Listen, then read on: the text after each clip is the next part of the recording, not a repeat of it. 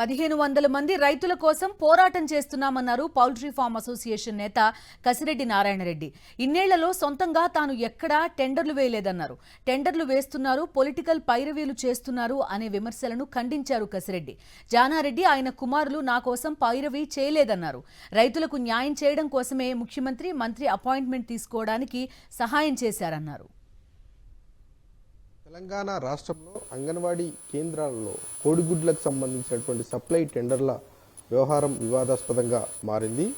ఇప్పటికే 2 సార్లు వాయిదా పడినటువంటి టెండర్ల ప్రక్రియ మరొకసారి పొడిగించేటువంటి అవకాశాలు కనిపిస్తూ ఉన్నాయి. అయితే ఇందులో పొలిటికల్ లీడర్ల అస్త్రం ఉంది అన్నటువంటి చర్చ రాజకీయ వర్గాల్లో చాలా ఎక్కువగా జరుగుతూ ఉంది. కసిరెడ్డి నారాయణరెడ్డి పేరు కూడా తెర మీదకి వచ్చింది. ప్రస్తుతం మనతో పాటు కసిరెడ్డి నారాయణ టెండర్ల వ్యవహారంలో అసలు విషయం ఏంటి? గత ప్రభుత్వం 7 జూన్లుగా చేసి 5 మెంబర్స్ అంటే 3 కుటుంబాలకే దీన్ని దానదత్తం చేసిన విషయంలో మేము ఒక పోల్ట్రీ ఫార్మర్స్ గా, ఒక పోల్ట్రీ రిప్రజెంటేటివ్ గా, గత మాజీ ప్రెసిడెంట్ గా, ఇప్పుడు ఉన్న ప్రస్తుత ప్రెసిడెంట్ మోరెడ్డి గారి ద్వారా అందరూ కలిసి ఒక రిప్రజెంటేషన్ గవర్నమెంట్, అది ఒక అసోసియేషన్, ఒక ఫార్మర్స్ మేలు చేయడం కోసం తీసుకుపోయినటువంటి ఉద్దేశం.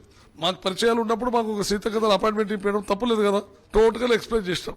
ఇప్పుడు వారు ప్రీ మీటింగ్ తోటి మీటింగ్లు పెట్టి వాళ్ళతో డిస్కస్ చేసి ఎంతమంది రైతులు ఇన్వాల్వ్ అయ్యే విధంగా మేము తన షెడ్యూల్ చేసి ఓన్లీ ఎక్కువ మంది, అది కూడా చెప్పిన ఓన్లీ 5 అయితే ఒకటే రేట్ వస్తుంది, మీకు కాంపిటీషన్ రేట్ లేదు. ఇక్కడ ఎక్కువ మంది మేము 10 మంది, 30 మంది, 40 మంది, 50 మంది రైతులు వేసుకుంటే ఒక్కొక్క డివిజన్లో ఒక్కొక్క ఏరియాలో డిఫరెంట్ వస్తుంది. అంటే మేము అంత మానిటరింగ్ చేయలేము, మేము దగ్గర చేయాలని ఉద్దేశించినప్పుడు అప్పుడు మేము 7 జూన్లు పెట్టాము. కాదు అంటే మీరు 10 జిల్లాలు చేయమంటే 12 జిల్లాలు, పాత జిల్లాలు చేయమంటే చేస్తామని వారు చెప్పినారు.